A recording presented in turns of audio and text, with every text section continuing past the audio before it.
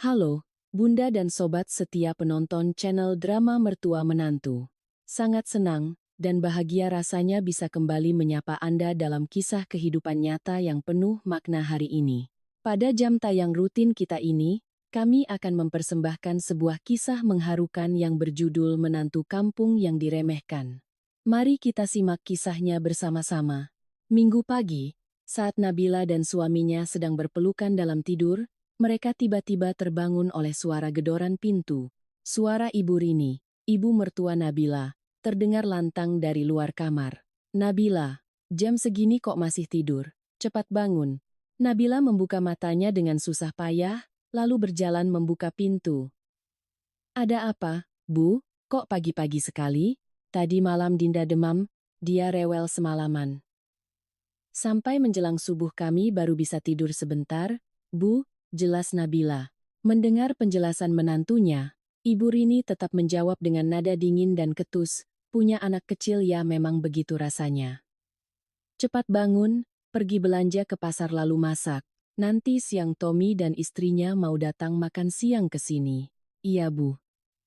"Ibu tunggu sebentar, saya cuci muka dulu, setelah itu langsung turun," jawab Nabila menurut. "Iya, cepat sedikit gerakmu." Tommy adalah adik kandung dari Bayu, suami Nabila. Setelah menikah, Tommy dan istrinya mendapat hadiah sebuah apartemen mewah dari keluarga pihak perempuan, sehingga kehidupan mereka sangat bebas. Biasanya, mereka lebih sering makan di rumah mertua pihak istri, dan hanya sesekali pulang ke rumah ini pada akhir pekan. Meski baru memasuki awal musim kemarau, matahari sudah terasa menyengat. Nabila baru berkeliling pasar sebentar saja, keringatnya sudah bercucuran membasahi jaketnya. Seperti biasa, tugas belanja, memasak, dan beres-beres di akhir pekan selalu dibebankan padanya seorang diri.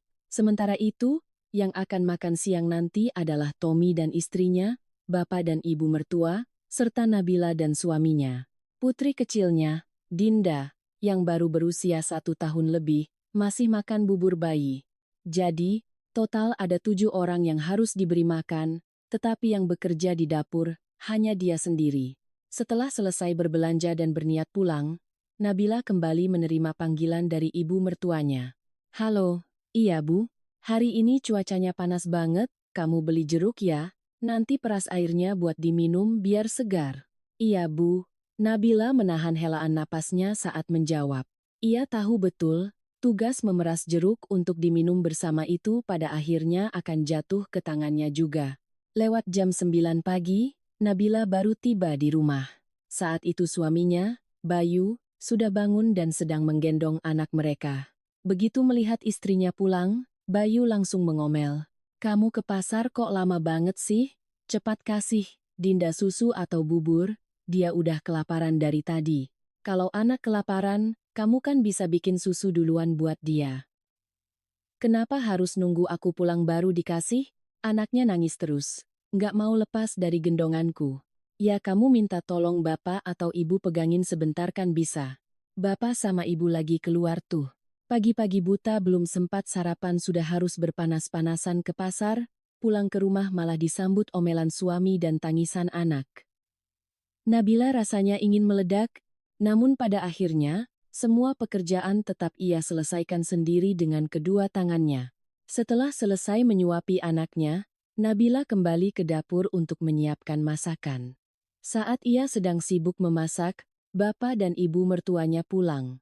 Melihat Nabila sibuk sendirian di dapur, Bayu berkata pada ibunya, "Bu, bantuin menantumu sana, biar cepat selesai dan kita bisa makan." "Kamu aja yang bantuin. Ibu mau tiduran dulu di kamar, panas banget di luar," sahut Ibu Rini acuh tak acuh. Bapak Dharma, ayah mertua Nabila, hanya bisa menggelengkan kepala melihat kelakuan istrinya. Meski berada di dapur, Nabila masih bisa mendengar percakapan antara suami dan mertuanya itu. Mendengar jawaban ibu mertuanya, tenggorokan Nabila terasa tercekat. Sepanjang pagi ia banting tulang, pergi ke pasar lalu memasak. Apakah ia tidak merasa lelah? Apakah ia tidak merasa panas? Memikirkan nasibnya sebagai menantu membuat hatinya perih. Lebih dari 2 tahun menjadi menantu di rumah ini, ia selalu berusaha belajar, rajin mengerjakan pekerjaan rumah setiap hari, tidak pernah menolak tugas apapun, dan selalu sopan kepada mertuanya. Namun, semua itu seolah tak ada artinya di mata Ibu Rini. Sebab sejak awal, ibu mertuanya memang tidak menyukainya. Nabila hanyalah seorang gadis dari pelosok desa di Jawa Tengah, latar belakang keluarganya pun tidak kaya. Di mata Ibu Rini, Nabila sama sekali tidak pantas untuk putra sulungnya. Keluarga Ibu Rini merasa diri mereka sebagai keluarga terpandang, terpelajar, dan warga asli Jakarta. Itulah sebabnya Ibu Rini selalu meremehkan dan memandang rendah Nabila. Sebaik dan serajin apapun Nabila, ibu mertuanya tidak pernah merasa puas. Menjelang siang, ketika Nabila sudah selesai menata semua masakannya, Tommy dan istrinya pun tiba. Begitu melihat putra bungsunya datang, wajah Ibu Rini langsung berseri-seri penuh senyum. "Kalian sudah sampai? Panas banget ya di luar, Nak." Hanum, istri Tommy, baru saja duduk di sofa langsung mengeluh. "Aduh ibu, hari ini panasnya luar biasa, bikin gerah banget. Ibu punya minuman dingin gak? Minta segelas dong, Bu." "Iya, Bu. Buatin kami minum dong," tambah Tommy menimpali istrinya. Mendengar permintaan anak dan menantu kesayangannya, Ibu Rini langsung berteriak memanggil Nabila. "Nabila, bawa es jeruknya ke depan." Nabila yang sedang membersihkan dapur, buru-buru mengelap tangannya ke celemek, lalu membuka kulkas dan membawa nampan berisi es jeruk ke ruang tamu. Penampilannya saat itu tak ubahnya seperti asisten rumah tangga. Wajahnya berkeringat, bajunya berbau asap masakan, sangat kontras dengan Hanum yang memakai gaun cantik, makeup paripurna, dan wangi. "Wah, Mas dan Bak udah datang. Duduk dulu ya, aku masih ada kerjaan sedikit di dapur," sapa Nabila dengan ramah dan sopan, meskipun hatinya sedang tidak baik-baik saja. "Iya, Mbak, silakan dilanjut aja," jawab Tommy cepat. Sementara Hanum, ia bahkan tidak mengangkat kepalanya untuk menatap Nabila, matanya terus terpaku pada layar ponselnya. Makan siang akhir pekan pun disajikan. Semua orang perlahan pindah ke meja makan, sementara Nabila masih sibuk mondar-mandir di dapur, menata mangkuk, menuangkan sayur, dan menyajikan lauk pauk. Hanum sudah duduk manis di kursi, menyilangkan kaki, tangannya masih sibuk scroll ponsel, dengan wajah santai seolah ia sedang berada di restoran bintang 5, bukan di rumah yang kakak iparnya sedang sibuk melayani bagai pembantu. Selama berjam-jam memasak, lelah Nabila seperti tak dihargai. Begitu duduk di meja makan, Ibu Rini langsung menoleh ke arah Hanum, wajahnya yang biasanya garang berubah menjadi sangat lembut dan penuh kasih sayang. "Hanum, ayo makan nak, pasti sudah lapar kan? Sini ibu ambilkan ikan gurame ini, enak banget loh." Tanpa menunggu jawaban Hanum, Ibu Rini dengan gesit meletakkan sepotong daging ikan gurame yang besar ke piring menantu bungsunya itu. "Ikan ini ibu pilih sendiri, masih segar dan manis dagingnya. Ayo dicicipi, pas enggak di lidahmu." "Iya, makasih ya Bu," senyum Hanum tipis, tapi tangannya tak lepas dari ponsel. Ibu Rini seolah tak peduli dengan sikap acuh Hanum. Ia terus mengambilkan lauk ke piring Hanum. Semur daging, telur dadar, dan sepotong telur kukus daun mangkokan kesukaan Hanum. "Ayo dimakan, yang banyak ya biar segar badannya. Cuaca panas begini gampang bikin lemas. Kalau capek, nanti ibu buatin minuman dingin lagi ya." Nabila duduk di sebelah suaminya sambil memangku Dinda. Ia menunduk dalam diam, menyendok bubur ke mangkuk kecil untuk menyuapi putrinya. Tak ada seorang pun yang mengambilkan lauk untuknya, apalagi bertanya apakah ia sudah makan atau belum. Bagi keluarga ini, Nabila di meja makan bukanlah untuk menikmati hidangan, melainkan hanya untuk menjaga image sebagai menantu penurut. Bayu yang tahu istrinya sudah banting tulang sejak pagi, melihat Nabila belum makan apa-apa dan hanya sibuk menyuapi anak mereka. Ia berbisik pelan, "Kamu makan dulu Gih, sini Dinda aku yang pegang. Biar aku suapin anak dulu aja sampai selesai, baru aku makan." Kalau perutnya masih lapar, Dinda nggak bakal anteng. "Mas," jawab Nabila lembut, menahan rasa sesak di dadanya. Sepanjang makan siang, Ibu Rini tak henti-hentinya mengambilkan lauk untuk Hanum, terus bertanya apakah makanannya enak, atau apakah Hanum mau dimasakkan menu lain. Sementara Nabila hanya makan dalam diam, seolah ia adalah bayangan transparan di rumahnya sendiri. Bapak Dharma sesekali melirik Nabila dengan tatapan seolah ingin mengatakan sesuatu, namun pada akhirnya ia hanya menunduk dan makan dalam diam. Makan siang pun selesai. Hanum meletakkan sumpitnya lebih dulu, mengambil tisu untuk mengelap bibirnya, lalu menoleh pada mertuanya dengan nada manja. "Ibu, cuaca hari ini panas banget. Aku izin ke atas ya, mau tiduran di kamar ber-AC sebentar biar adem." "Iya, sana, nak. Panasnya memang kebangetan. Perempuan itu gampang capek, istirahat aja sana biar tenagamu pulih," angguk Ibu Rini cepat, suaranya penuh perhatian. Hanum melangkah ringan menaiki tangga, meninggalkan tumpukan piring kotor, sisa makanan, dan tisu bekas yang berserakan di meja makan. Ibu Rini dan Bapak Dharma juga ikut beranjak dari meja makan. Tak lama kemudian, hanya tersisa Nabila dan Bayu yang duduk berdua menghadap sisa-sisa piring kotor. Bayu menatap istrinya, lalu melirik meja yang berantakan. "Gimana kalau kamu bawa Dinda ke atas duluan? Biar piringnya aku yang cuci." Nabila menggeleng pelan, tersenyum lelah. "Udah, kamu bawa Dinda ke atas aja, biar dia tidur. Biar aku yang cuci, sebentar juga kelar. Kalau sampai ibu lihat kamu cuci piring, nanti malah panjang urusannya." Bayu menatap istrinya dengan rasa bersalah. Ia tahu istrinya benar. Sudah berkali-kali ia ingin membantu, namun setiap kali tangannya menyentuh piring atau panci, ibunya selalu menyindir bahwa anak laki-lakinya tidak bisa mendidik istri, dan menyebut pria yang mencuci piring adalah suami yang disetir oleh istri. Pada akhirnya, Bayu hanya bisa mengangguk pasrah. Ia menggendong putrinya ke atas dan tak lupa berpesan, "Kalau udah selesai, cepat ke atas istirahat ya, AC-nya udah aku nyalain." Nabila mengangguk tanpa menatap suaminya. Dalam diam, ia mengumpulkan mangkuk, piring, dan sumpit kotor lalu membawanya ke dapur. Di dapur yang sempit itu, Nabila harus bekerja sendirian, mencuci piring, mengelap meja, dan membuang sampah. Tidak ada yang melihatnya, tidak ada yang peduli, dan ia pun tak mengharapkan siapa-siapa. Ia hanya ingin cepat selesai agar bisa membaringkan punggungnya yang sudah sangat pegal. Sementara itu di lantai 2, di dalam kamar yang sejuk ber-AC, Ibu Rini sedang tiduran sambil menonton TV. Bapak Dharma yang duduk di tepi ranjang sambil mengipas-ngipas dirinya sendiri, menghela napas panjang. "Bu, aku mau ngomong sesuatu. Besok-besok kalau Tommy dan istrinya datang, kamu tegur si Hanum itu biar bantu-bantu Nabila masak atau beres-beres." Kasihan Nabila dari pagi kerja sendirian, ngelihatnya aja aku nggak tega. Mendengar itu, Ibu Rini langsung duduk tegak, nadanya meninggi. "Bapak ini kenapa sih hari ini? Tiba-tiba belain dia. Bapak kasihan sama dia? Kalau kasihan, sana Bapak turun ke dapur bantuin dia." Bapak Dharma mengerutkan kening. "Kamu ngomong apa sih?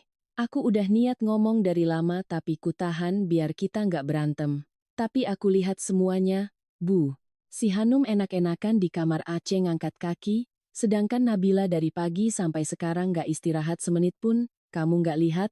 Buat apa dikasihani? Dia itu gadis kampung, bisa nikah sama pemuda asli Jakarta kayak Bayu aja udah syukur alhamdulillah. Ngerjain kerjaan rumah sedikit aja kok dibilang capek. Beda sama Hanum, dia itu kayak tuan putri, anak emas di keluarganya, mana bisa dia disuruh ngerjain yang begituan. Kamu benar-benar pilih kasih, Bu. Bapak berani bilang aku pilih kasih? Aku cuma tahu mana yang pantas disayang. Hanum itu tahu sopan santun, pandai bawa diri, keluarganya juga kaya raya. Lah yang satu itu, lihat mukanya aja bikin aku darah tinggi." Bapak Dharma wajahnya memerah menahan marah, suaranya terdengar berat. "Kalau kelakuanmu begini terus, lama-lama rumah ini bisa hancur berantakan, Bu." Udara di kamar itu terasa semakin dingin, bukan hanya karena AC yang menyala, tapi karena ketegangan di antara keduanya. Kalah suara dari istrinya, Bapak Dharma memilih bungkam. Ia berdiri dengan lunglai dan keluar menuju ruang keluarga. Ia menyalakan TV dengan volume keras, seolah ingin meredam rasa lelah dan ketidakberdayaan di dalam hatinya. waktu berlalu dalam diam, seperti kedipan mata.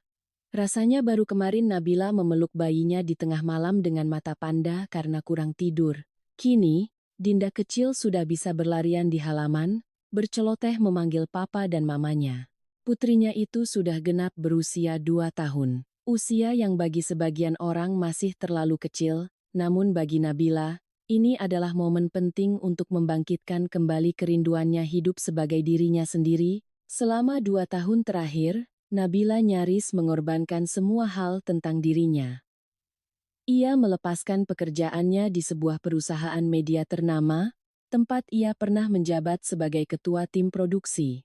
Di sana ia sangat dihargai oleh atasannya dan disegani oleh rekan-rekan kerjanya. Gajinya saat itu bahkan lebih besar dari gaji suaminya. Sebelum ia cuti melahirkan, direktur perusahaannya sempat berkata dengan tulus, "Kamu istirahat saja dulu, fokus urus anak. Kalau kamu sudah siap kembali, hubungi saya. Posisi ini selalu terbuka buat kamu." Saat itu hatinya terasa sangat hangat. Namun setelah melahirkan dan menjadi menantu yang tinggal serumah dengan mertua, hidupnya tersedot ke dalam pusaran kewajiban dan pengorbanan. Setiap kali membuka mata, rentetan pekerjaan rumah tanpa henti telah menantinya, ditambah tatapan sinis dan ucapan menyindir mertuanya yang terasa menusuk hingga ke ulu hati. Seringkali Nabila ingin mengadu pada suaminya bahwa ia lelah, bosan, dan ingin melakukan sesuatu untuk dirinya sendiri.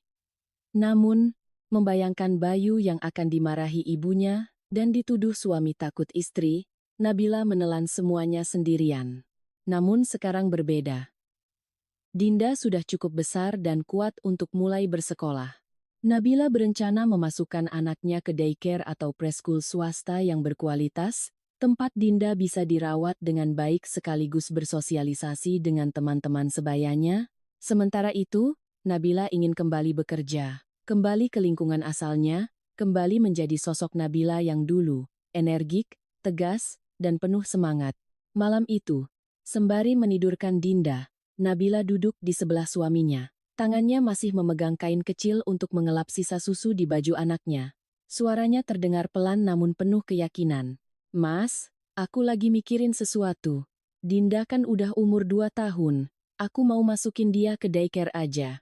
Aku bakal cari tempat yang paling bagus dekat sini. Pagi aku yang antar, sorenya mungkin bisa minta tolong bapak sama ibu yang jemput. Terus, aku mau balik kerja di perusahaan mediaku yang dulu, Mas." Bayu sedikit terkejut. Namun dengan cepat ia mengangguk. Mungkin ia juga melihat betapa lelah dan tertekannya sang istri setiap hari di rumah ini. "Aku sih nggak keberatan, Yang.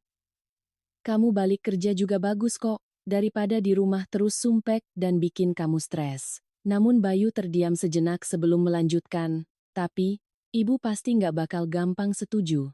Kamu coba ngomong baik-baik aja sama bapak dan ibu, kalau aku sih dukung kamu 100%. Nabila mengangguk, mengatupkan bibirnya seolah sedang mengumpulkan sisa-sisa keberanian di dadanya.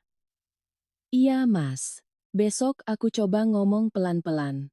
Keesokan malamnya, di tengah makan malam keluarga, saat semua orang hampir selesai makan, Nabila meletakkan sumpitnya. Ia mengangkat wajahnya menatap Bapak Dharma, satu-satunya pria di rumah itu yang selama ini selalu memberikan tatapan simpati padanya.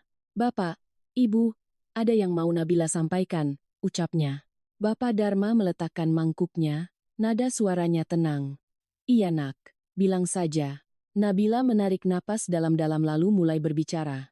Suaranya pelan tapi setiap kata terdengar sangat jelas. "Dinda sekarang sudah 2 tahun, Pak, Bu. Nabila berencana memasukkan Dinda ke preschool. Nabila akan cari tempat yang terbaik buat Dinda. Dan Nabila mau kembali bekerja di perusahaan media yang dulu." Belum sempat Bapak Dharma atau Bayu merespons, Ibu Rini langsung membanting sendoknya ke atas meja hingga berbunyi nyaring. Wajahnya seketika gelap gulita. "Kamu bilang apa? Anak baru umur 2 tahun udah mau kamu buang ke tempat penitipan? Kamu mending diam di rumah. Urus anak yang benar. Jadi ibu kok kelakuannya begitu?" "Ibu." Nabila berusaha tetap tenang. "Menurut Nabila, Dinda sudah cukup umur, Bu. Banyak anak yang usianya lebih kecil dari dia udah masuk daycare. Nabila pilihkan tempat yang bagus, Nabila juga nggak menelantarkan cucu ibu. Aku bilang tidak ya tidak, bentak Ibu Rini galak. Di rumah ini, tugas perempuan itu ngurus anak dan keluarga. Kalau kamu kerja, nanti kalau anak sakit siapa yang repot? Aku, atau bapakmu? Ibu Rini menoleh ke arah Bapak Dharma. Bapak dengarkan apa kata menantumu ini. Bapak Dharma tetap tenang. Ia menatap Nabila cukup lama sebelum akhirnya berbicara perlahan. Aku dengar jelas, Bu. Dan menurutku ucapan Nabila itu ada benarnya. Dia juga berhak punya kehidupannya sendiri. Anak umur 2 tahun memang sudah bisa masuk daycare. Kalau Nabila mau kerja lagi, ya bagus. Soal jemput cucu, biar aku yang urus. Kenapa kamu harus marah-marah begitu, Bu? Bapak. Bapak ini selalu aja belain dia. Jerit Ibu Rini hampir lepas kendali. Rumah ini benar-benar bisa gila kalau begini terus. Suasana di meja makan berubah setegang senar biola yang ditarik maksimal. Nabila merasakan jantungnya berdebar kencang, namun anehnya, ia tidak merasa takut, hatinya justru terasa lega. Pada akhirnya, ia berhasil menyuarakan isi hatinya yang terpendam sekian lama. Terima kasih, Pak, ucap Nabila pelan dengan mata sedikit berkaca-kaca. Sejak malam perdebatan itu, sikap Ibu Rini berubah drastis. Ia memang tak lagi berteriak atau memaki, tetapi wajahnya selalu ditekuk dingin bagai es, dan matanya terus mengawasi setiap gerak-gerik Nabila dengan sinis. Kepada suaminya pun, ia enggan berbicara seperti biasanya. Pasangan parubaya itu sering kali makan dalam kebisuan, tak ada sepatah kata pun terucap. Bapak Dharma tahu istrinya sedang marah besar, tapi ia tak bisa menutup mata membiarkan menantunya terus-menerus hidup seperti pembantu. Anak orang dinikahi untuk dijadikan keluarga, bukan untuk dijadikan art atau pesuruh yang bisa disiksa terus-terusan.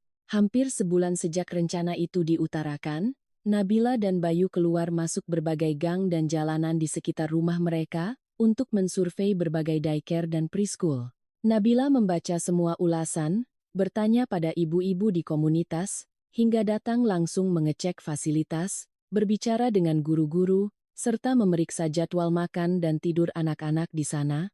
Bukan karena Nabila terlalu cerewet, tapi ia sangat menyayangi anaknya. Ia ingin memastikan, saat ia melangkah keluar rumah untuk bekerja, belahan jiwanya itu berada di tempat yang paling aman. Setelah mempertimbangkan banyak hal, mereka akhirnya memilih sebuah preschool swasta di dekat rumah yang luas, gurunya ramah, dan memiliki banyak program perkembangan anak usia dini. Hari pertama mengantar Dinda ke sekolah, hati Nabila rasanya seperti diremas melihat putrinya menggenggam tangannya erat dengan mata berkaca-kaca. Namun anehnya, hanya beberapa menit setelah digendong oleh gurunya masuk ke kelas, Dinda sudah duduk manis bermain balok susun bersama teman-temannya. Tidak ada tangisan histeris, tidak ada drama berguling-guling di lantai seperti yang ia bayangkan. Anakku ini memang tangguh seperti ibunya, batin Nabila sambil tersenyum lega. Meskipun Dinda sudah sekolah, Nabila tidak terburu-buru masuk kerja. Ia ingin memastikan anaknya benar-benar beradaptasi dulu sebelum ia kembali ke kantor. Ibu Rini sejak hari itu masih bermuka masam. Matanya selalu sinis, mulutnya terkunci rapat, tapi setiap langkah Nabila di rumah itu seolah selalu menabrak tembok kebencian yang kasat mata. Nabila tak ambil pusing, ia tahu betul apa yang ia lakukan adalah demi keluarga, demi anaknya, dan demi dirinya sendiri. Nabila juga tak lari dari tanggung jawabnya di rumah. Walaupun ia akan kembali bekerja, ia tetap bangun subuh, memasak sarapan, membersihkan rumah, dan menyiapkan lauk pauk segar di dalam kulkas. Hanya makan siang saja yang harus disiapkan sendiri oleh mertuanya. Itu pun tidak sulit, karena semua bahan sudah dipotong dan disiapkan Nabila sejak pagi. Setiap hari ia tetap rutin mengantar Dinda ke sekolah, lalu mampir ke pasar membeli sarapan untuk mertuanya. Ia tetap mengepel lantai dan mencuci baju, hanya saja kini ia tidak pulang saat jam istirahat siang, karena di kantor kadang ada rapat mendadak atau proyek yang harus segera diselesaikan. Suatu hari, tim produksi Nabila mengalami sedikit masalah yang harus diselesaikan sore itu juga. Semua anggota tim harus lembur, dan Nabila dengan perasaan cemas berusaha menyelesaikannya secepat mungkin. Sebelum mulai bekerja lembur, ia segera menelepon ibu mertuanya. "Halo, Ibu.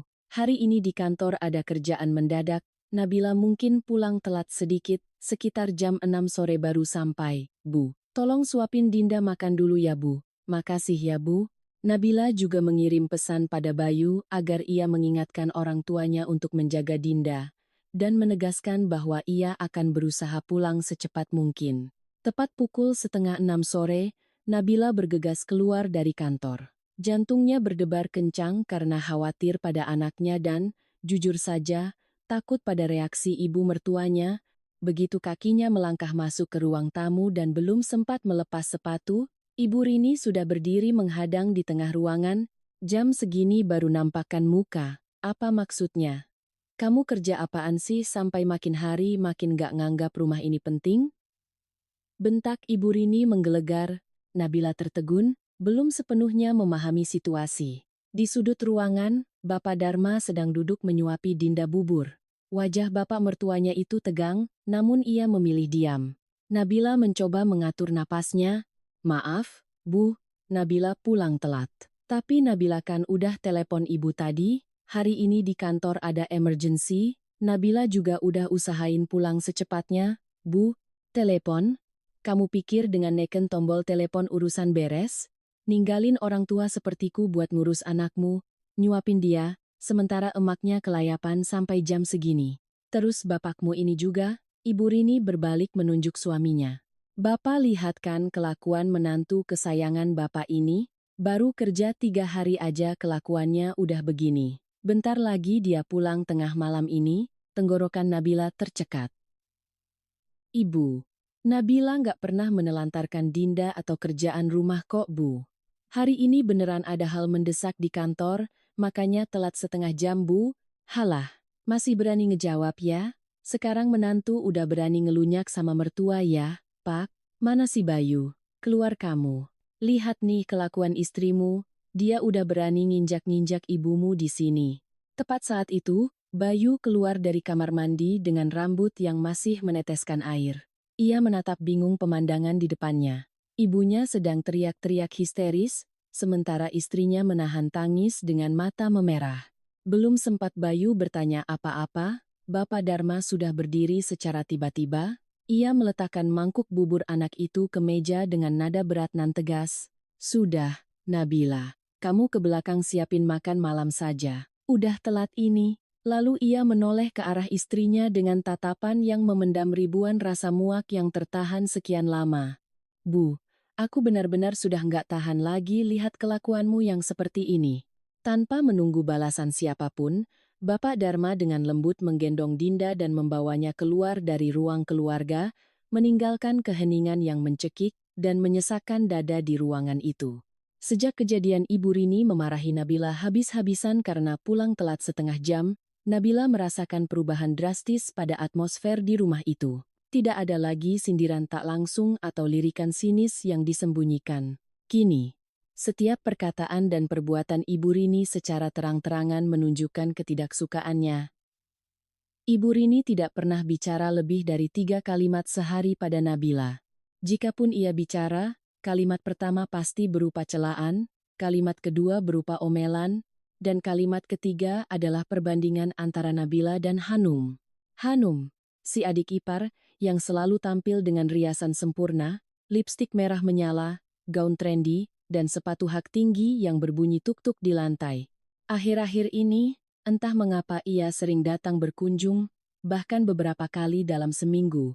Saat datang, ia tidak melakukan apa-apa, selain duduk bermain ponsel, sesekali melirik Nabila yang sedang sibuk di dapur, lalu melontarkan kalimat yang terdengar biasa saja tapi sebenarnya sangat memprovokasi. "Mbak Nabila akhir-akhir ini sibuk kerja banget ya, sampai kelihatan pucat gitu. Pasti stres banget ya di kantor?" Ibu Rini yang mendengar itu pasti akan berdehem dan menyela. Makanya, perempuan itu kodratnya urus anak dan suami di rumah. Zaman sekarang aja orang pada egois mentingkan karir." Hanum tersenyum tipis, sudut bibirnya terangkat sinis. Perempuan zaman now kan modern, Bu. Kadang malah merasa lebih pintar dari suaminya. Kalau urusan rumah sih, nggak usah diharap-dihargailah, yang penting dikerjain aja. Nabila mendengar semua ucapan itu, namun ia memilih diam. Bukan karena ia lemah, tapi ia tahu bahwa ada penghinaan yang tidak pantas dibalas. Membalasnya hanya akan membuatnya masuk ke dalam perangkap kelicikan mereka. Suatu malam, saat Nabila sedang sibuk mengepel lantai, tiba-tiba Dinda berlari menghampirinya sambil menangis terseduh-seduh. "Mama, sakit, Ma." Nabila panik dan langsung memeluk anaknya. Saat ia membungkuk, barulah ia melihat lengan mungil putrinya itu memerah, dan pada kulit halusnya, terdapat bekas luka bakar ringan. Nabila sangat terkejut. "Dinda, kenapa ini, Nak? Siapa yang bikin Dinda sakit?" Bapak Dharma keluar dari kamar, dan langsung cemas melihat cucunya menangis. Namun, Ibu Rini malah menjawab dengan santai tanpa rasa bersalah.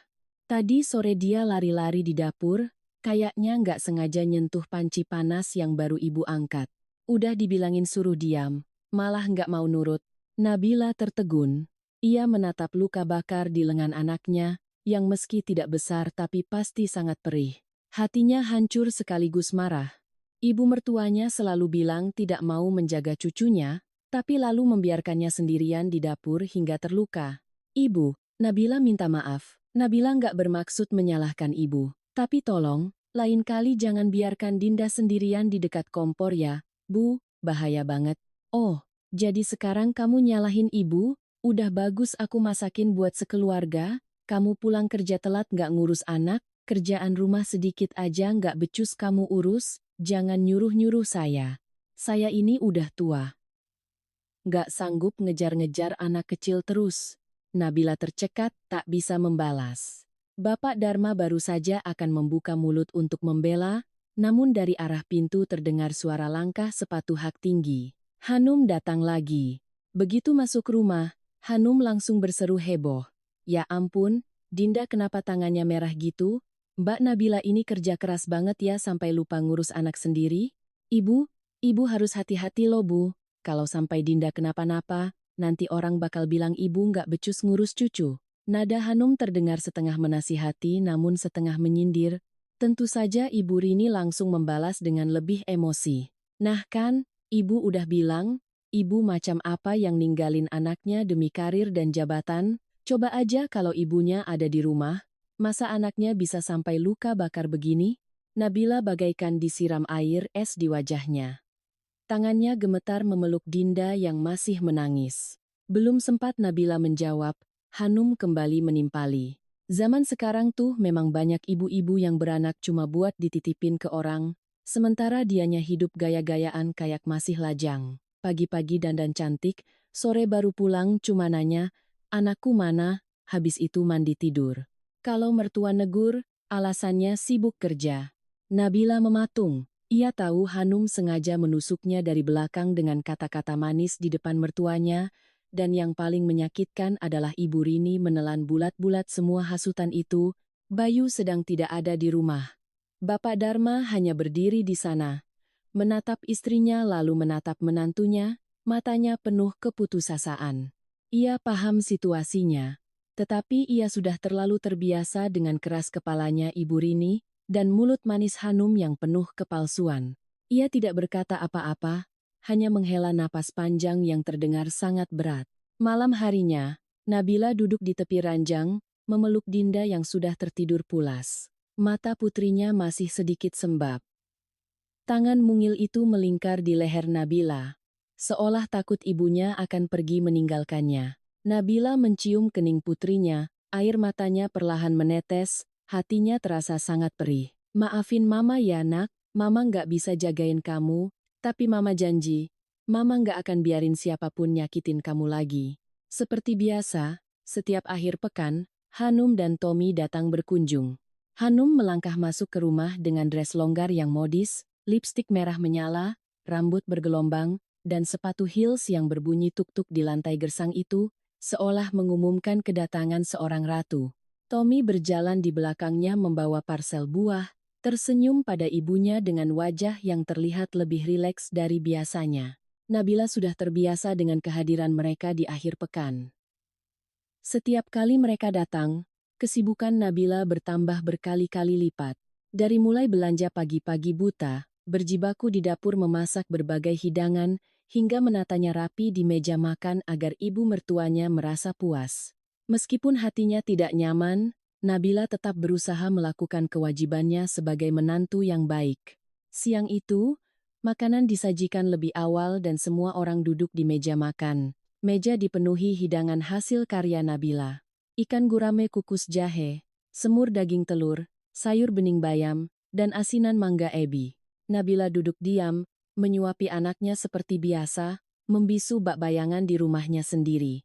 Makan siang baru saja dimulai saat Hanum menoleh ke arah Ibu Rini. Mata Hanum memancarkan kilatan licik. Keduanya saling bertatapan seakan sudah menyusun sebuah skenario rahasia. Hanum mengangkat alisnya, tersenyum miring, lalu berkata dengan suara manis yang dibuat-buat, "Mbak Nabila, sejak kerja lagi kok makin cantik aja ya." Ibarat kata, wanita beranak satu emang auranya makin keluar. Mas Bayu harus hati-hati nih, kalau nggak dijaga bisa-bisa istrinya direbut orang loh. Selesai berkata begitu, Hanum tertawa pelan. Mulutnya tersenyum tapi matanya menatap sinis dan tajam ke arah Nabila. Suasana di meja makan tiba-tiba membeku. Ibu Rini yang sedang mengambilkan sayur untuk Tommy, meletakkan sumpitnya, melirik Hanum, dan berkata dengan nada penuh teka-teki. "Udah, kalau ada apa-apa ngomong langsung aja, nggak usah basa-basi. Di sini kan ada orang tua dan anak-anak ngumpul semua." Kata-kata Ibu Rini ibarat korek api yang dijatuhkan ke atas tumpukan jerami kering. Semua orang di meja langsung menengadah. Nabila terpaku. Bayu mengerutkan dahi menatap istrinya. Bapak Dharma sedikit mengernyit, jari-jarinya mengetuk pelan mangkuk nasi, menyadari firasat buruk yang akan segera meledak. Hanum mengambil tisu, mengelap sudut bibirnya sambil tersenyum sinis, dengan nada sok menyesal ia berkata, "Sebenarnya aku nggak niat ngomong sih, aku pikir urusan pribadi ya biar diselesaikan sendiri. Tapi karena aku sayang ibu dan keluarga ini, terpaksa aku buka mulut." Ia memberi jeda sebentar, memalsukan rasa simpati. "Gini loh, kemarin pas aku lagi belanja dekat kantor Mbak Nabila, aku nggak sengaja lihat Mbak Nabila lagi jalan sama cowok asing. Masih muda, rapi banget. Mereka kelihatan bukan kayak teman sekantor biasa loh. Aku lihat dari seberang jalan, mereka ketawa ketiwi mesra banget.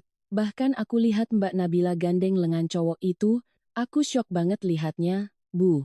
Ibu Rini membanting sumpitnya ke meja hingga berbunyi keras. Suaranya terdengar sedingin es. "Sudah kuduga, aku sudah curiga nggak mungkin keluarga ini bisa tenang sama perempuan ini. Apa alasannya buru-buru mau kerja lagi? Ternyata buat selingkuh di luar.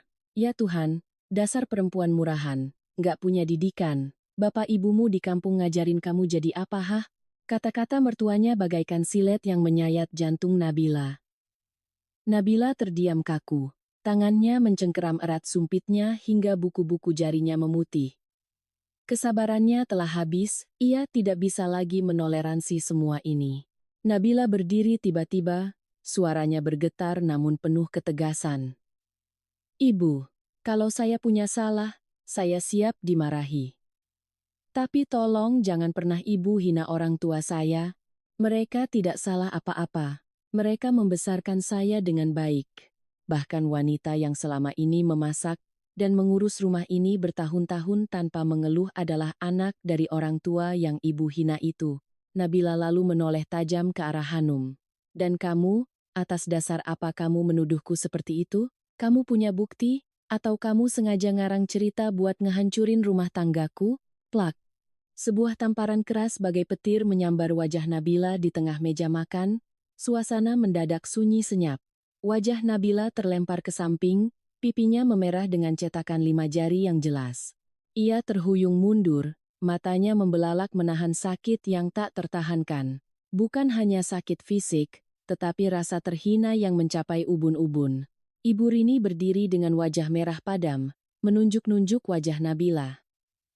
"Diam kamu, dasar perempuan gatal. Kamu nggak punya hak ngomong di rumah ini. Aku susah payah mendidik anakku jadi orang sukses. malah dapat istri kampungan murahan kayak kamu. Bayu yang dari tadi terdiam, akhirnya tersentak. Ia berdiri dan segera menarik istrinya ke belakang punggungnya. Ibu ngapain sih? Kok ibu main tangan nampar istri Bayu di depan orang banyak? Ibu punya bukti apa? Semuanya kan belum jelas. Kenapa ibu main tampar Nabila? Kamu ini memang bodoh, Bayu? Teriak Ibu Rini histeris. Udah diselingkuhi istri masih aja kamu belain dia? Aku yang ngelahirin kamu, kenapa kamu jadi laki-laki lembek dan bodoh begini ha? Kamu nggak mau dengar omongan ibumu buat mendidik istri? Sekarang baru tahu rasakan? Nabila masih mematung, air matanya jatuh berderai. Sejak hari pertama menginjakkan kaki di rumah ini, ia sudah berusaha menjadi menantu yang baik, berkorban dan bersabar. Tapi apa balasannya? Cacian, tamparan memalukan di depan seluruh keluarga, dan kebencian dari adik iparnya.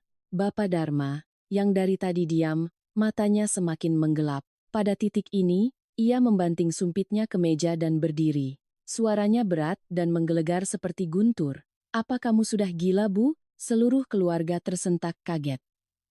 Belum pernah sekalipun Bapak Dharma membentak sekeras itu. Nabila, Bayu, kalian naik ke atas sekarang. Dan kamu Tommy, Hanum, ikut Bapak ke kamar sekarang juga. Gak ada yang boleh pergi, ancam Ibu Rini dengan gigi gemeretak. Hari ini harus tuntas. Aku gak sudi nerima menantu murahan dan gak tahu diri kayak dia. Aku bakal usir dia dari rumah ini. Kamu yang diam. Bentakan Bapak Dharma membuat semua orang melompat kaget. Hanum yang tadinya tersenyum sinis kini pucat pasi dan mundur selangkah. Ibu Rini pun tertegun, bibirnya bergetar namun tak bisa mengeluarkan suara. Aku diam selama bertahun-tahun demi ketenangan rumah ini. Tapi sekarang kamu sudah merusaknya setiap hari. Kamu nggak punya hak merendahkan orang lain, nggak berhak mukul menantu kita, dan kamu nggak punya hak menghancurkan keluarga ini cuma karena hasutan omong kosong dari orang lain. Masuk ke kamar, sekarang. Bapak Dharma berteriak dengan napas terengah-engah. Udara di ruang makan itu seolah tersedot habis. Semua orang kaku tak bergerak, belum sempat ada yang membuka suara. Bapak Dharma membalikkan badan hendak meninggalkan meja makan. Namun baru beberapa langkah, tubuh Bapak Dharma mendadak berhenti. Tangannya berpegangan pada ujung meja, sementara tangan kirinya memegangi kepalanya. Bapak kenapa? Bayu panik dan berlari mendekat. Bapak. Kepala Bapak pusing banget. Suara Bapak Dharma tersendat. Pelan seperti benang tipis yang hampir putus. Belum selesai ia berbicara. Tubuhnya ambruk ke lantai bagai pohon besar yang ditebang. Bayu dengan sigap menahan tubuh ayahnya, wajahnya pucat pasi. Bapak bangun. Jeritan Bayu membuat seluruh dapur menjadi kacau balau. Nabila berlari mendekat, air matanya tumpah seketika, mulutnya tak henti-hentinya memanggil nama bapak mertuanya dengan bibir gemetar. Tommy pun panik membantu mengangkat ayahnya. Ibu Rini mematung, wajahnya seputih kapas, kakinya gemetar hebat hingga tak bisa melangkah maju. Bapak. Sadar, Pak, jangan bikin Bayu takut. Bayu nyaris menangis, suaranya tercekat. Dalam hitungan menit, mereka langsung membawa Bapak Dharma ke rumah sakit. Tommy yang menyetir, sementara Bayu memangku ayahnya di kursi belakang, terus memanggil-manggil ayahnya. Ibu Rini yang masih syok dan gemetaran, duduk di bangku depan dengan wajah pucat. Sedangkan Hanum hanya diam membisu, wajahnya tegang tak bisa mengucapkan sepatah kata pun. Hanya Nabila yang tinggal di rumah. Dinda menangis kencang karena ketakutan melihat kepanikan dan mendengar teriakan-teriakan di rumah itu.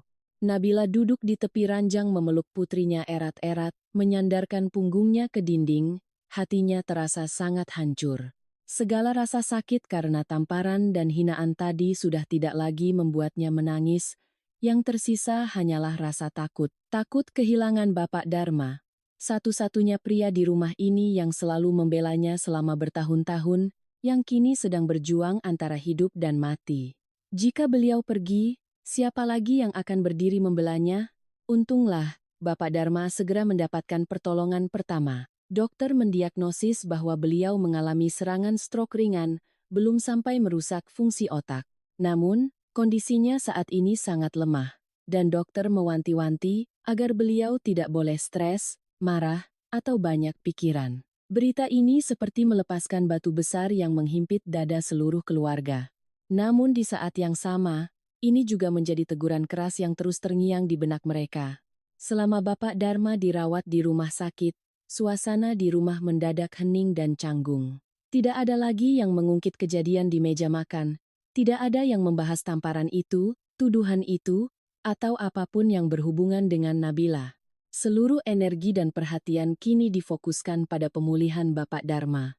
Ibu Rini, yang selama ini selalu bersikap dominan dan keras kepala, kini terlihat seperti orang kehilangan arah saat berdiri di depan kamar inap suaminya.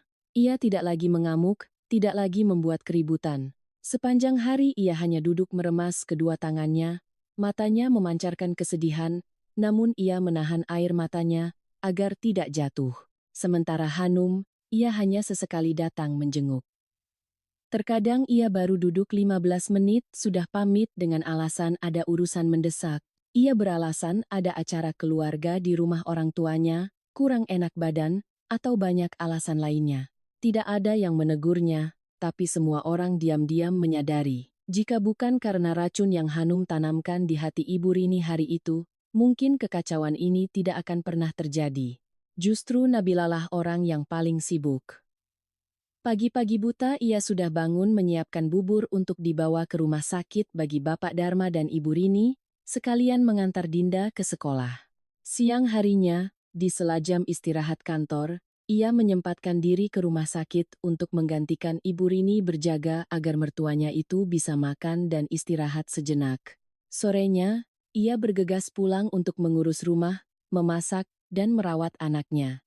Seluruh keluarga bergantian mengambil cuti kerja untuk menjaga Bapak Dharma.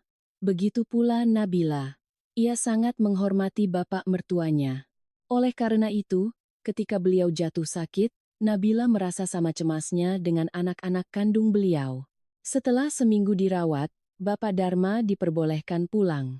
Meskipun masih lemah, ia sudah bisa berjalan pelan-pelan.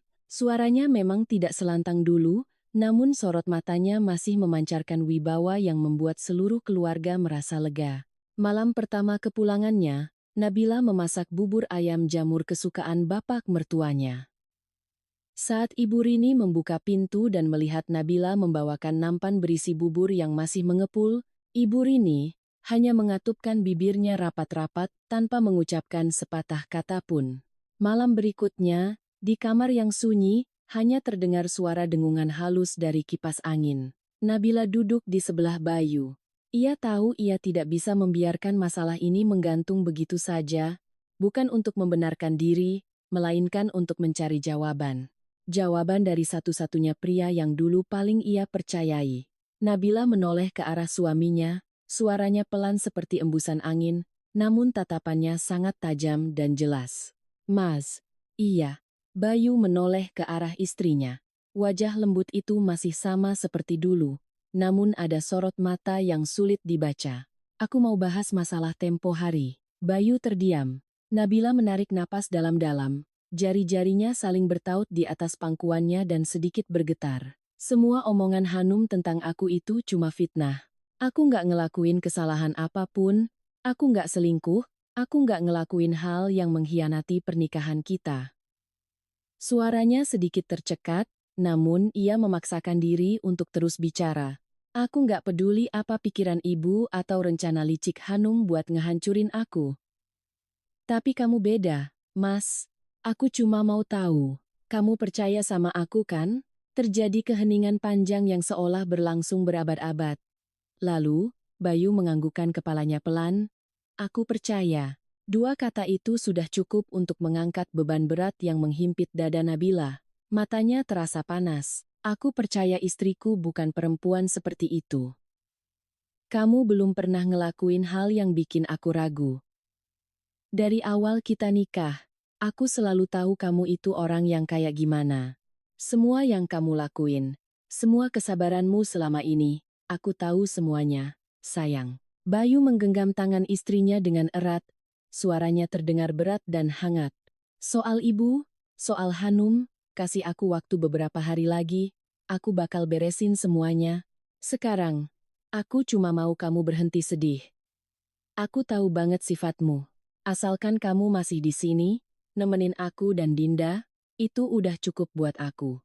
Nabila menundukkan kepalanya, menyembunyikan air mata yang diam-diam menetes ke bantal.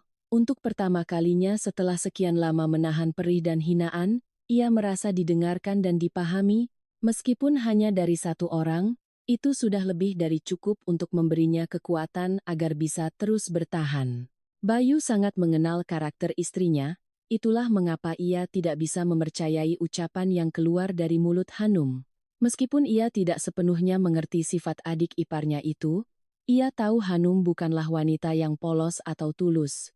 Selama ayahnya terbaring sakit, Bayu semakin menyadari betapa berharganya sosok Nabila. Nabila mengatur segala urusan sendirian agar Bayu bisa fokus bekerja sekaligus merawat ayahnya di malam hari. Bukan hanya itu, Nabila rela mengambil cuti beberapa hari untuk menjaga ayah mertuanya di rumah sakit menggantikan ibu mertuanya, agar ibunya bisa pulang beristirahat. Padahal sebelumnya, ibu mertuanya telah melakukan hal yang sangat melukai perasaannya. Bayu melihat kebesaran hati, kedewasaan, dan pengorbanan Nabila untuk keluarganya tanpa mengeluh sedikit pun. Istri sebaik ini, mana mungkin melakukan hal kotor seperti yang dituduhkan padanya? Bayu sangat yakin istrinya bersih. Beberapa minggu berlalu, kondisi Bapak Dharma mulai stabil. Beliau sudah bisa berjalan santai di dalam rumah, dan sesekali mengobrol ceria dengan Dinda, seolah insiden yang mengancam nyawanya itu tak pernah terjadi. Di sisi lain, Ibu Rini juga perlahan mulai tenang setelah syok akibat serangan stroke suaminya. Selama masa perawatan suaminya di rumah sakit, Ibu Rini hidup dalam bayang-bayang ketakutan dan kecemasan. Untuk pertama kalinya, ia menyadari bagaimana rasanya hampir kehilangan orang yang paling berarti dalam hidupnya. Sejak saat itu, ia menjadi jauh lebih pendiam dan tidak lagi mudah marah. Meski begitu, kebenciannya terhadap Nabila tampaknya belum sepenuhnya hilang. Suatu sore, saat Bapak Dharma sedang tidur siang, Bayu dengan langkah pelan mengetuk pintu kamar ibunya. Ibu Rini sedang melipat selimut dan menoleh saat mendengar suara putranya. Raut wajah Bayu sangat serius, tidak seramah biasanya. "Bu, ibu harus jelasin ke Bayu soal tuduhan ke Nabila tempo hari. Kenapa ibu dan Hanum gampang banget nuduh Nabila kayak gitu?" Bayu yakin istri Bayu nggak mungkin ngelakuin hal hina itu. Ibu Rini mengernyitkan dahinya, menghela napas dengan kasar. "Kamu ini selalu aja begitu. Selalu nurut apa kata istrimu. Kamu nggak dengerin omongan ibumu? Tunggu aja, sampai suatu saat dia main gila di belakangmu." Bayu tetap tenang dan tidak meninggikan suaranya. "Tapi ibu kan butuh alasan kuat. Kalau ibu cuma percaya omongan Hanum tanpa bukti, itu terlalu gegabah." Kalau disuruh milih, Bayu lebih percaya sama istri Bayu sendiri. Ibu Rini terdiam sejenak. Mungkin ucapan putranya membuatnya sedikit tersudut. Setelah terdiam beberapa saat, ia menarik sebuah foto dari laci lemari dan menyodorkannya pada Bayu dengan ekspresi dingin. "Nih, lihat sendiri, Hanum yang ambil fotonya. Katanya dia lihat istrimu jalan sama anak muda, ketawa-ketawa mesra, sampai pegangan tangan segala. Ibu lihat ini udah jelas buktinya." Bayu mengambil foto itu dan mengamatinya dengan saksama. Benar, di foto itu Nabila berdiri di samping seorang pemuda. Pria itu tampak rapi dan berpenampilan kasual, dan jarak di antara mereka memang cukup dekat. Pemuda itu terlihat seolah sedang memegang lengan Nabila dengan santai, tetapi karena sudut pengambilan foto agak buram dan tertutup ranting pohon, situasi sebenarnya tidak terlihat jelas. Bayu mengerutkan kening, menghela napas panjang, lalu menatap ibunya. "Bu, kalau cuma modal foto ini terus ibu bilang Nabila selingkuh, ini nggak adil. Orang di foto ini bisa aja cuma rekan kerjanya, posisi tangan itu juga belum tentu pegangan mesra. Bisa aja dia lagi ngomong buru-buru atau ngasih sesuatu. Selama belum ada bukti yang jelas, ibu nggak bisa seenaknya nuduh dia. Lagian ini kata Hanum doang."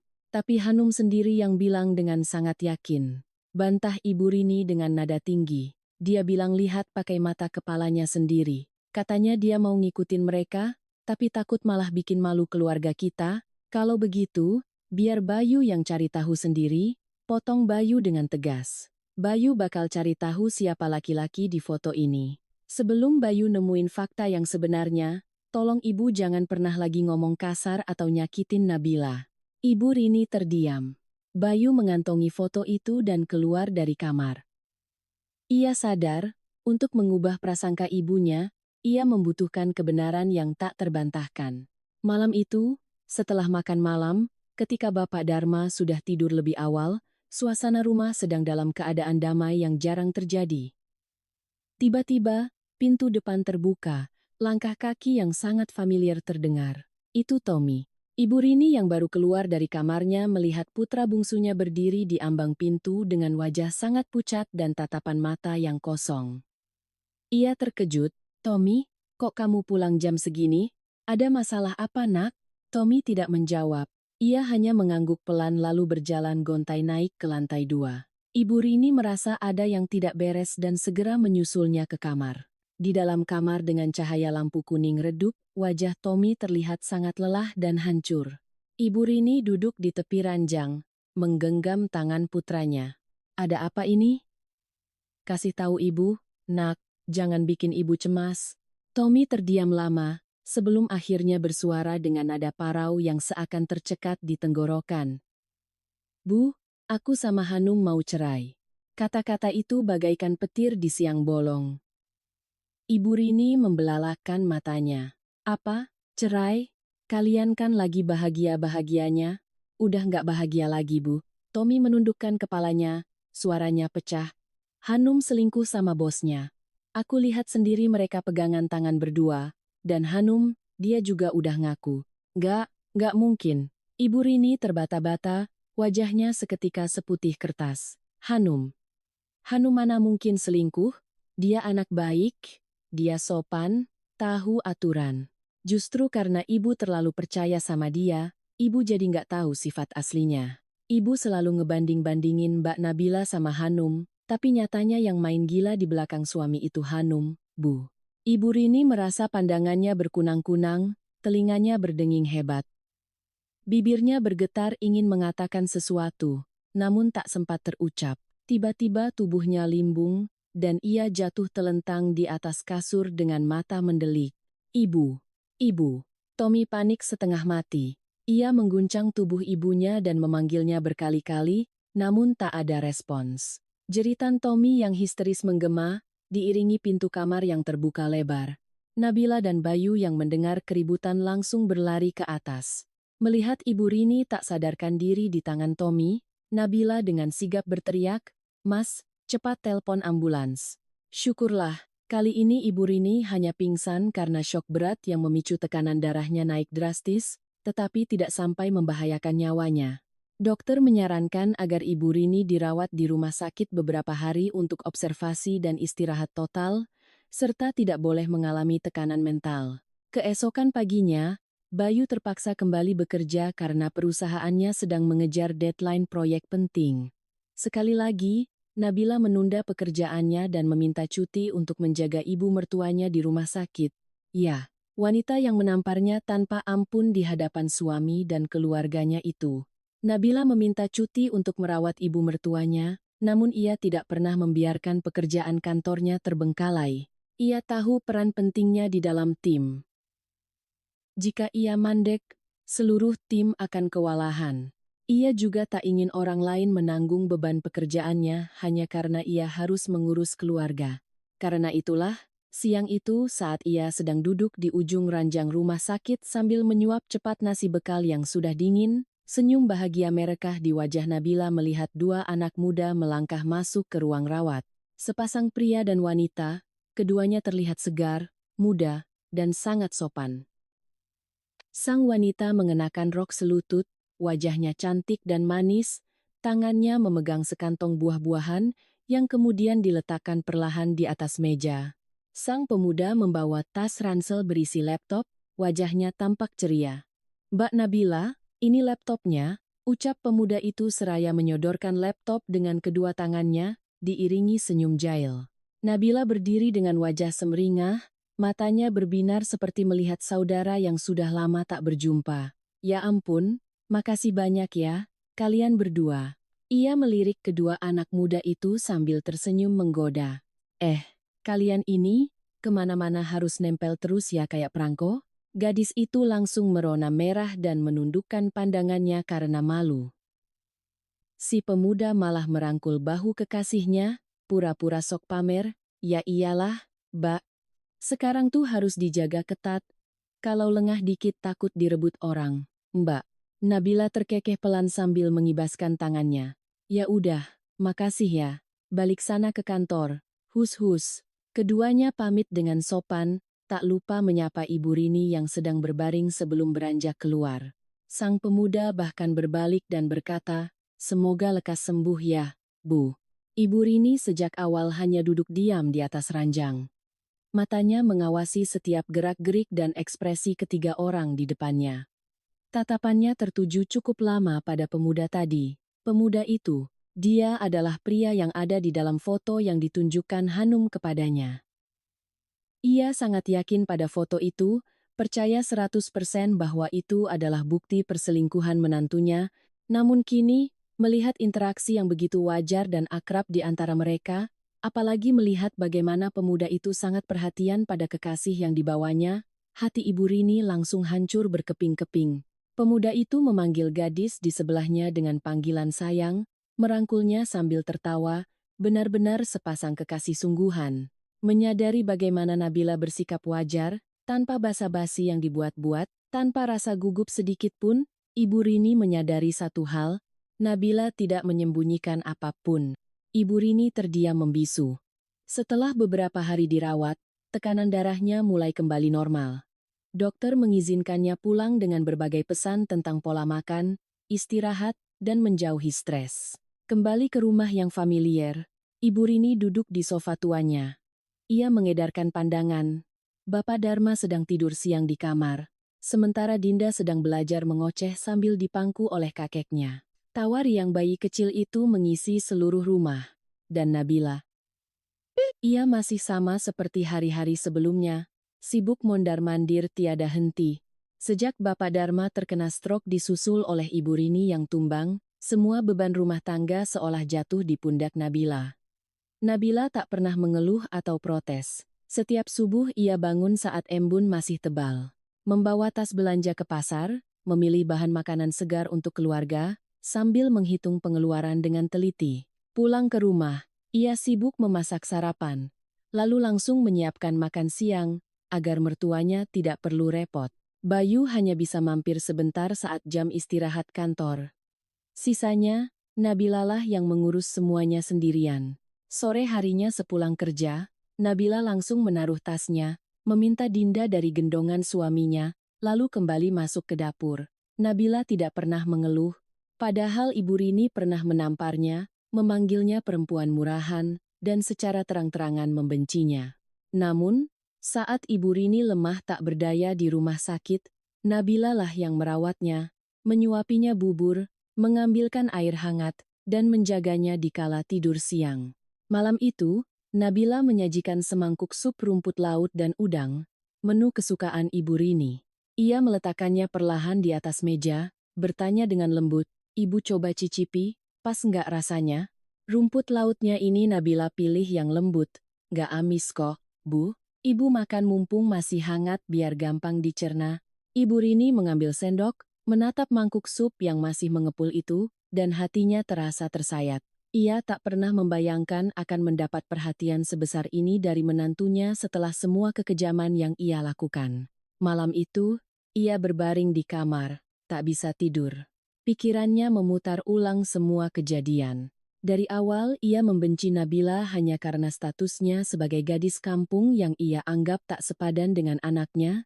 Lalu Hanum datang, ia manjakan setengah mati, hanya untuk mendapati bahwa wanita itulah yang mengkhianati putra kandungnya.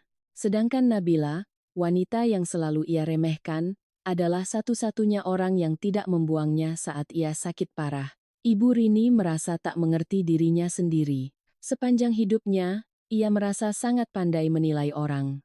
Namun kini, ia baru sadar bahwa kesombongan dan prasangkanya telah membutakan matanya. Mungkin, Ia harus belajar kembali cara menghargai orang lain. Sore itu berjalan seperti biasa. Nabila baru saja pulang dari kantor. Baru saja melewati pintu pagar, dan belum sempat melepas maskernya, ia mendengar suara tawa anak kecil dari dalam rumah. Dinda sedang asyik bermain balok susun bersama kakek dan neneknya.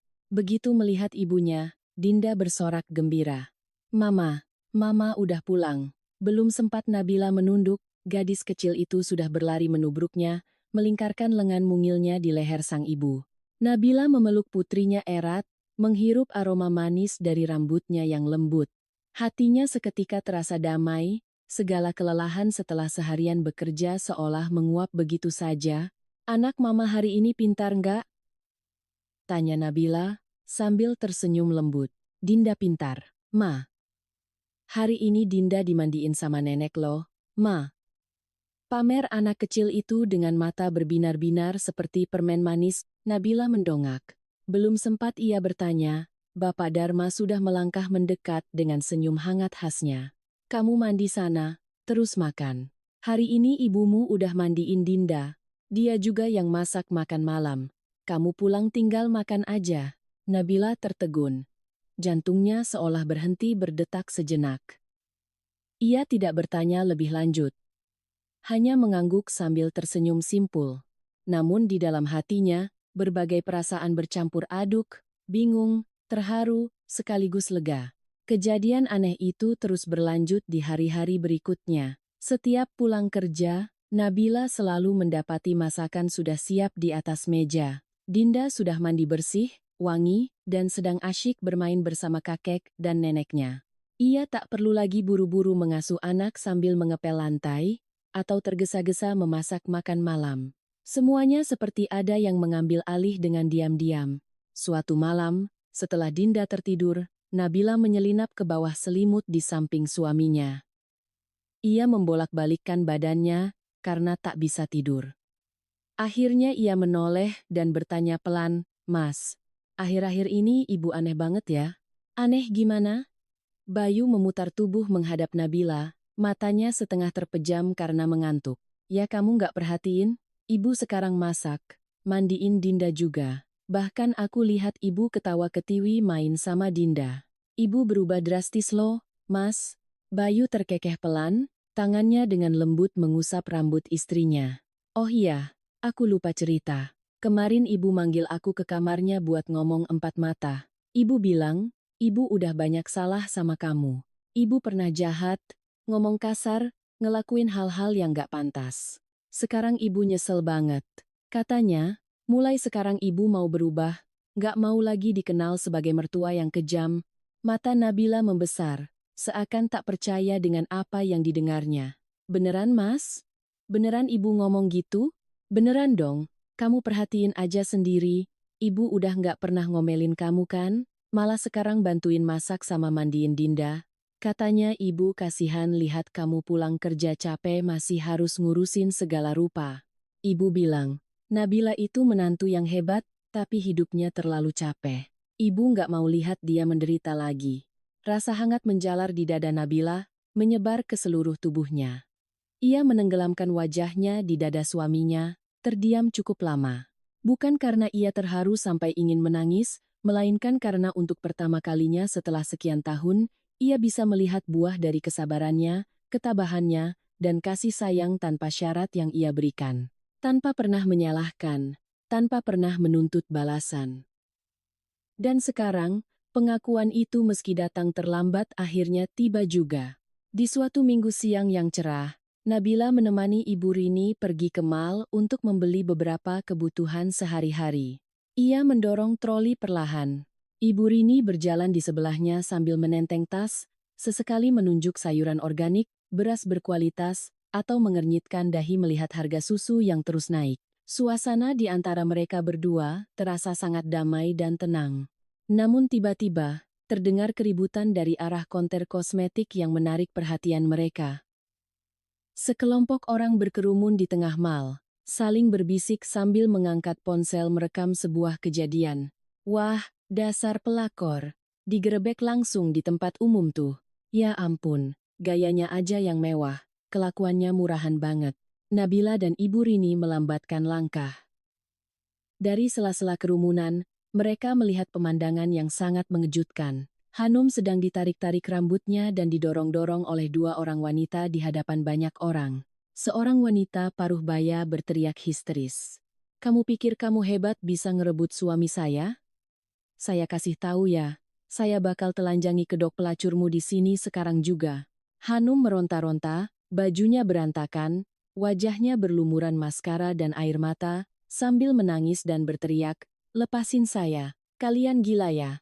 Ini kan urusan dia sama saya." Namun tidak ada yang peduli dengan teriakannya.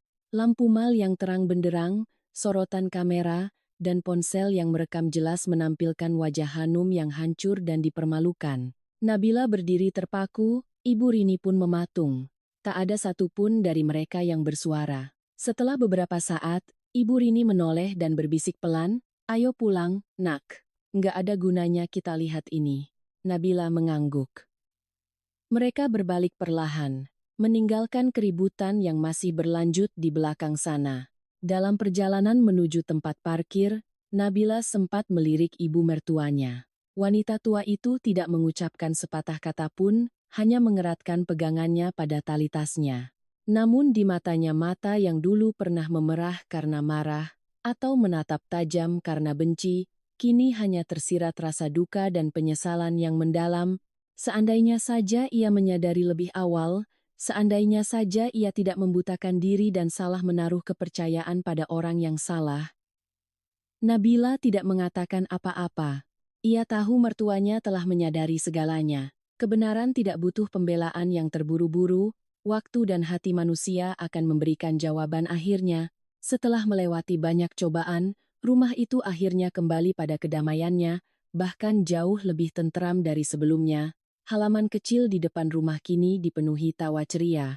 Sinar matahari keemasan menyelinap di antara dedaunan, menyinari rambut putih Bapak Dharma, dan melembutkan sorot mata Ibu Rini, yang kini jauh lebih damai.